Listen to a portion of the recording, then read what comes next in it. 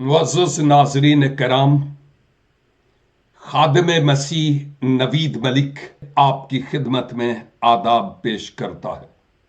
ममनून हूं ज़ाते बारी ताला का कि आज फिर से उसने मुझे मौका दिया कि मैं अहले कलीसा और अहले मस्जिद से थोड़ी देर के लिए बात करने वाला हो सकूं। शायद मैं नहीं करता क्योंकि बहुत सारे मेरे और दोस्त अहबाब हैं जो इन मौज़ूआत पर ऑलरेडी बहुत कुछ कह चुके हैं। लेकिन आज सुबह एक दोस्त ने मुझे एक वीडियो भेजी जो मुफ्ती आसिफ इकबाल रिजवी साहब की है, और दर हकीकत इन्होंने यूं लगता है कि जैसे दुखती पर नमक का और आग पर पेट्रोल डालने का काम किया है। खैर, मैं उनकी वीडियो को तो यहां पर शेयर करने से रहा, चाहे तो आप उनकी फेसबुक पे जाके इस वीडियो को आप देख भी सकते हैं। लेकिन मैं यहां पर यह कहना चाहूंगा कि जो सानेहाए जड़ वाला वकूफ पजीर हुआ है, उससे आलमी तौर पर अहले कलीसा के दिल इंतहाई रंजीदा और गमज़दा है। मगरब में जो कुरान सोजी की बात हुई है, मगरब में भी और मशरक में भी मसीही रहनुमा मुसलमानों के साथ खड़े हुए और उन्होंने इस बात को रद्द किया कि यह कतई तौर पर दुरुस्त नहीं है, ऐसा नहीं होना चाहिए था। और हमने इस बात पर आवाज भी उठाई और इवन ऐसी वीडियोस भी बनाई हैं कि ऐसा होना नहीं चाहिए जैसा हुआ है। लेकिन अफसोस की बात यह है कि जो आसिफ साहब ने बात की है, उसके मुताबिक मुझे यूं लगता था कि उनकी तो यह भी तहकीक नहीं है कि कुरान सोजी के पीछे जो हाथ है वो किसी मसीही का नहीं है, और यह फेले बद करने वाला शख्स भी मसीही नहीं था। यह आपका भाई मुसलमान था जो बाद में दहरिया बना और उसने ऐसा फेले बद किया है। अहले कलीसा के जो मजहबी रहनुमा है, हर जा और हर मकाम पर ये कहते रहे और सिखाते रहे, और हम आज तक सिखाते हैं कि आप कभी किसी का दिल ना दुखाएं, क्योंकि मालिक मसीहा की हमें यही तालीम दी गई है कि ईंट का जवाब पत्थर से नहीं बल्कि फूल से दो। यानी अपने दुश्मनों से, जो हमसे दुश्मनी करते हैं, उनसे मोहब्बत करो और अपने सताने वालों के लिए दुआ करो। और मुसलमानों, इस बात को याद रखिए कि मैं हर सुबह 3 बजे उठकर पूरी दुनिया के लिए और खासकर पाकिस्तान और आपके लिए रब्बुल इज्जत के हुजूर रखना में खड़ा होता और दुआ करता हूं, पाकिस्तान की बहाली के लिए, पाकिस्तानियों की सरफराजी के लिए और मुल्क में अमन और अमान के कायम रहने के लिए। और यह कंटिन्यू रहेगा जब तक इस बुत में सांस है और जब तक इस जसदे खाकी से रूह परवाज कर नहीं जाती। मैं मुसलसल आपके लिए दुआ करता रहूंगा। मैं समझता हूं कि अहले कलीसा में खा कोई पढ़ा लिखा हो या अनपढ़ हो, कोई भी ऐसा शख्स नहीं है जो इस तरह के फेले बद का मुर्तकिब हो। इन केसेस के पीछे जलसी اور حسد کا عنصر پایا جاتا ہے، جس سبب سے بہت سے معصوم مسیحی آپ کی بھینٹ چڑھتے ہیں۔ اور پاکستان میں جڑوالا کا یہ کوئی پہلا واقعہ نہیں ہوا۔ تاریخ رنگی ہوئی ہے مسیحوں کے خون سے کہ ماضی رفتہ میں کیا کچھ ہوتا رہا ہے، مجھے اس تاریخ کو دہرانے کی ضرورت نہیں۔ اور یہ بھی کہ کئی معصوم اور غریب مسیحوں پر جھوٹے الزام لگا کر ان کو سلاخوں کے پیچھے مقید کر دیا گیا۔ لیکن میں یہ بات بتانا ضروری سمجھتا ہوں کہ ہم نہ صرف آپ کے شانہ بشانہ کھڑے رہے، بلکہ پاکستان چونکہ ہمارا بھی ملک ہے، اور 14 اگست کو پاکستانی مسیحوں نے بھی آپ کے ساتھ مل کر یوم آزادی منایا، اگرچہ انہوں نے کئی جگہوں پر اپنے حقوق کے لیے پرامن احتجاج بھی کیے اور کرنے بھی چاہیے تھے۔ میں اس کے لیے ان کا شکر گزار ہوں، لیکن افسوس کہ ادھر 14 اگست کے نغمے گائے گئے اور اس کے بعد انہی مسیحوں کی آبادیوں کو نذر آتش کیا گیا، یہاں تک کہ ہمارے مذہبی نشان صلیب کی بھی اور ہماری عبادت گاہوں کی بھی بے حرمتی کی گئی۔ نوجوان بیٹیاں بے سر و سامان کھیتوں میں راتیں گزارنے کے لیے مجبور ہو گئیں۔ کیا یہ ہے جو ہمیں آج صلہ ملتا ہے؟ کیا آپ بھول گئے ہیں کہ پاکستان کے وجود میں آنے کے پیچھے 3 ووٹوں کی ضرورت تھی، اور وہ ووٹ کس نے دیے تھے؟ وہ مسیحوں نے دیے تھے۔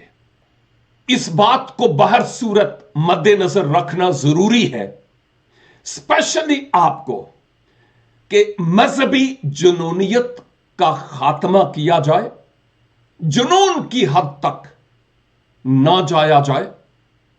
میں یہاں پر یوں کہوں گا کہ سانحہ جڑوالا کے واقعے سے خدارا آپ مذہبی جنونیت کی انتہا تک نہ جائیں، کیونکہ اس واقعے کی جتنی زیادہ مذمت کی جائے کم ہے۔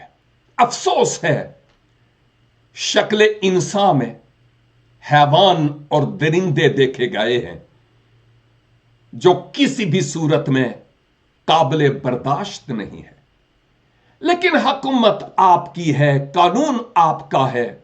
اہل کلیسا کو وہ مقام کہاں جو ان کو ملنا چاہیے تھا؟ افسوس کہ ان کو ملتا تو آج پاکستان ایک امن و سکون کا گہوارہ ہوتا، اور اس ملک میں ایون دوسرے لوگ بھی جا کر جائے پناہ کے طور پر رہتے، جیسے آج بہت سارے مسلمان ہمارے ہی ملک پاکستان سے نکل کر مغرب میں آ کر پناہ لیتے ہیں، اور مغرب ان کو اپنی گود میں لیتا اور ان کو فیڈ بھی کرتا ہے۔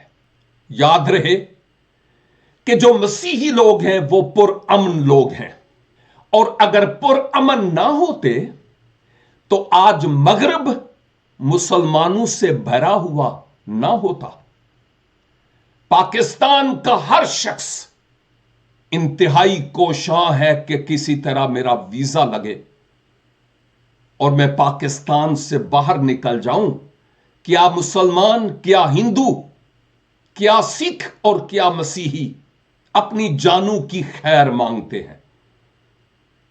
1947 سے لے کر آج تک کتنا امن قائم کیا ہے اس ملک میں؟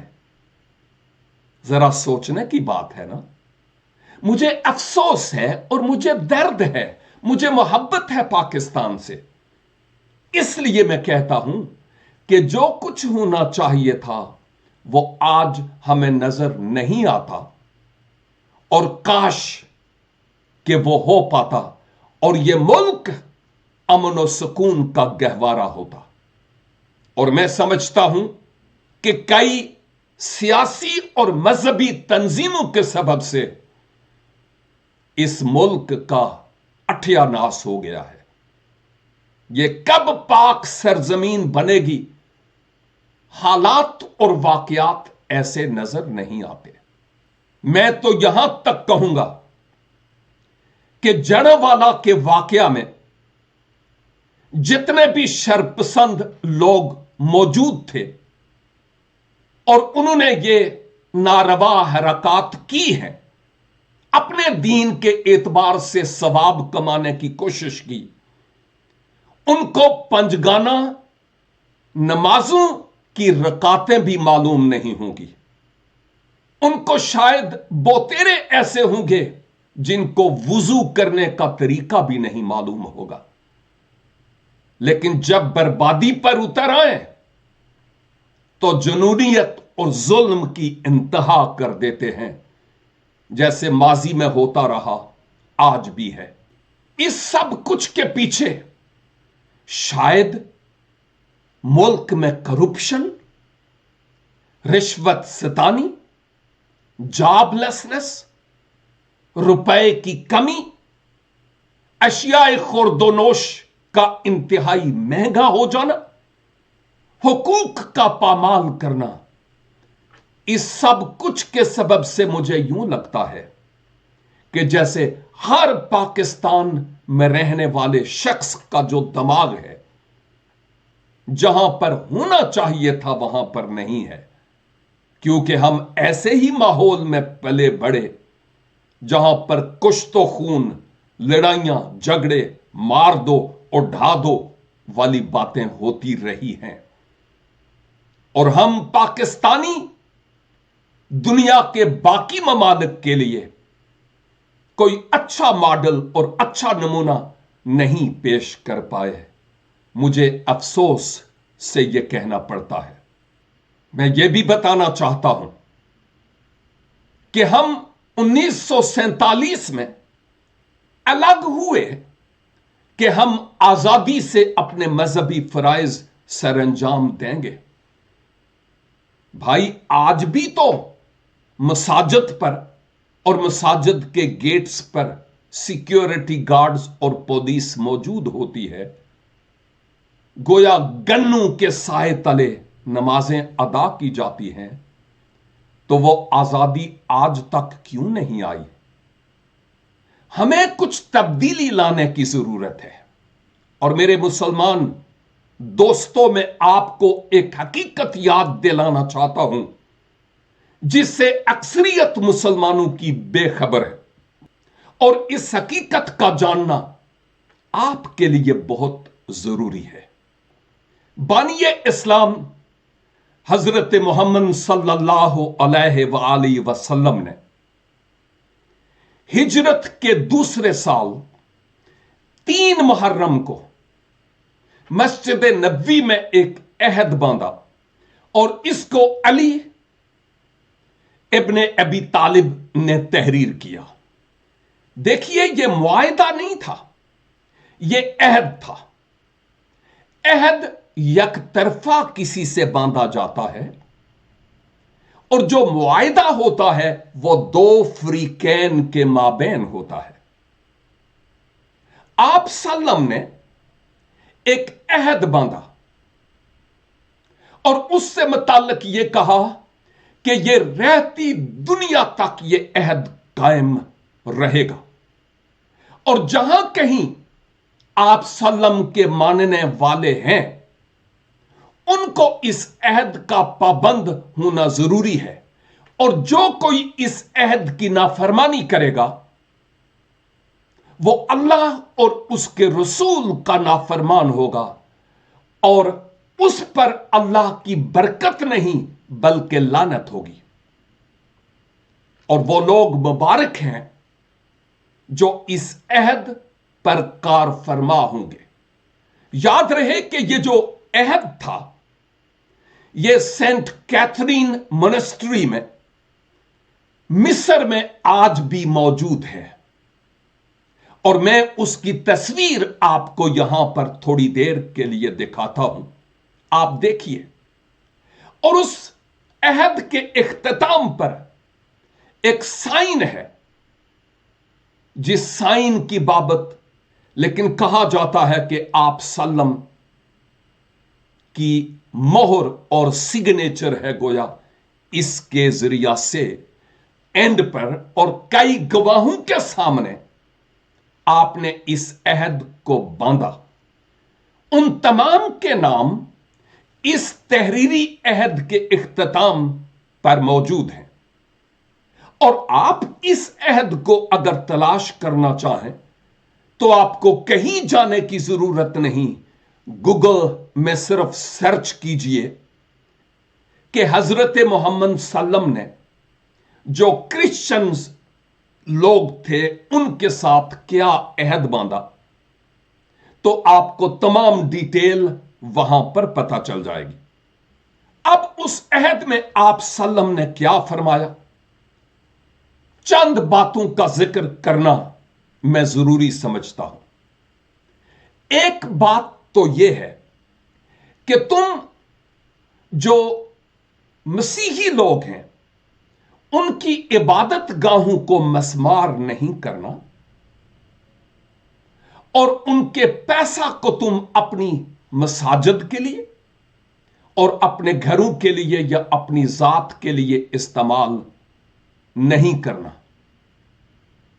दूसरी बात, जो मसीही खवातीन हैं उनके साथ जोर जबरदस्ती से शादी नहीं करना, क्योंकि यह तुम्हारे लिए अच्छा नहीं होगा। तीसरी बात कि जो मसीहों के मजहबी रहनुमा हैं उनको उनके मकाम से हटाना नहीं है। और चौथी बात यह कि उनके गिरजाघरों की तामीर और उनकी रेनोवेशन, उनकी मरम्मत के लिए आप उनकी मदद करना। आपने फरमाया, मैं इन लोगों का मुहाफिज हूं और तुम इनकी हिफाजत में मेरा साथ दो। इनसे टैक्स यानी जजिया जबरदस्ती ना लो, जितना वो दे सकते हैं उतना उनसे लो। और फिर हमें यह लिखा हुआ मिलता है कि मोहम्मद बिन अब्दुल्ला ने इस खत को मशरक व मगरब और शमालो जुनूब तक फैलाने, बिला रंगो नस्ल लोगों तक पहुंचाने के लिए अपना फर्ज मनसबी अदा किया है। लेकिन अफसोस यह है कि जो यहां पर कहा गया है कि यह करना, हम उसके बरखिलाफ करते हैं, और जो कहा गया कि नहीं करना वो हम कर रहे हैं।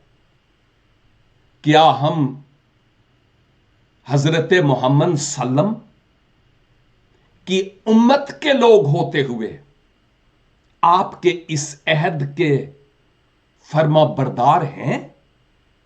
सोचें, और अगर नहीं है तो फिर सजा क्या थी, मैं पहले आपको बता चुका हूं।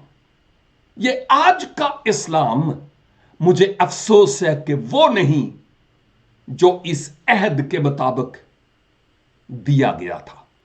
मैं अपने मुसलमान उलमाए किराम से अपनी मसीही कौम के बिहाफ पर दरखास्त करूंगा कि खुदारा मंबर और मस्जिद में लोगों को तैश में ना लाएं, उनको जुल्म करने पर उभारे नहीं, बल्कि उनको अमन व अमान कायम रखने के लिए तरगीब दें। क्योंकि अगर कोई शख्स, खा कोई भी हो, अगर कोई गुनाह करता है, कोई गलती करता है, वो मुजरिम है। और आप और मैं ये कोई हक नहीं रखते कि हम कानून को अपने हाथ में लें। कानून जाने और ये शख्स जाने, आप कानून के सामने रिपोर्ट कर सकते हैं, लेकिन कानून को अपने हाथ में नहीं ले सकते। मुसलमानों को ये मत कहें कि इनकी तबाही हमारे लिए कारे सवाब है। खुदारा ये जुल्म की जंजीरें तोड़ें ताकि मुल्क बहाल हो। और अगर मसीहों को काफिर और बुरा भला कहना आप वाजिब समझते हैं, तो फिर उनका सोना, उनकी चांदी, उनका मालो मता जो लूट कर ले जाया गया, वो हलाल था। मैं उन उलमा का ममनून हूं जिन्होंने इस सानहे से मुताल्लिक बड़े अच्छे कमेंट्स दिए हैं और कहा यह गलत था और यह नहीं होना चाहिए था। शायद उस वाक़े को मुमकिन है कि कुछ देख भी रहे हुए हों और बाद में उन्होंने यह बयान दिया हो, मैं नहीं जानता। लेकिन जिन्होंने ये पॉजिटिव और मुस्बत जवाब दिए, साथ खड़े हुए पाकिस्तान में, मैं उनको सलूट पेश करता हूं, जिन्होंने मसीहों को हौसला और दिलेरी दी और इस सानहे की मजम्मत की है। मैं आपके लिए दिल से दुआ करता हूं, परवरदिगार आपको फजल बख्शे कि अहले इस्लाम को मोहब्बत और अमन और भाईचारे का दर्स देने वाले हो। मैं बहुत सी बातें यहां पर कहना चाहता हूं, लेकिन अल्लामा इकबाल का एक शेर मुझे याद आ रहा है। यह दस्तूरे ज़बां बंदी है कैसा तेरी महफिल में, यह दस्तूरे ज़बां बंदी है यह कैसा तेरी महफिल में, यहां तो बात करने से तरसती है ज़बां मेरी। तो आप समझते हैं कि मसीही माइनॉरिटीज इस्लाम के बरखिलाफ या कुरान हकीम के बरखिलाफ या हजरत मोहम्मद सल्लम के बरखिलाफ कुछ कहेंगे? ओ ये नामुमकिन है, क्योंकि हमारी ये तालीम ही नहीं है। खुदारा आप इस बात को समझें। और हम तो उस परिंदे की मानिंद हैं जिसकी बाबत किसी ने कहा, भूल जाते हैं लज्जते परवाज जिन परिंदों के पर नहीं होते। अहले कलीसा, अपने ईमान में आप मजबूत रहें, मोहब्बत और यकजहती को कायम रखें और अहले इस्लाम के लिए दुआ करें कि वो नूर और उजाले में आ जाएं और हमारा मुल्क अमन और सुकून का गहवारा हो। और मैं ये भी कहूंगा कि हम मसीही मिलकर इस आबादी को भले उस जगह पर या किसी और जगह पर फिर से तामीर करें, लेकिन अहले इस्लाम का एहसान ना लें कि वो हमारी इन आबादियों को कायम करें या फिर से उसको तामीर करें। मैं अहले इस्लाम के इस जज्बे को सलूट करता हूं, लेकिन आपके पैसे से कहीं ज्यादा जो आपका तरस है ना, जो आपकी मोहब्बत है, इसकी हमें जरूरत है कि मसीहों पर मुजालम डहाने से बाज आ जाएं। खुदा की लाठी में आवाज नहीं होती। परवरदिगार मुल्क पाकिस्तान की सलामती के लिए काम करने के लिए मुझे और आपको फजल अनायत फरमाए। God bless you Pakistan, live long for ever in peace, unity and harmony. Thank you so much.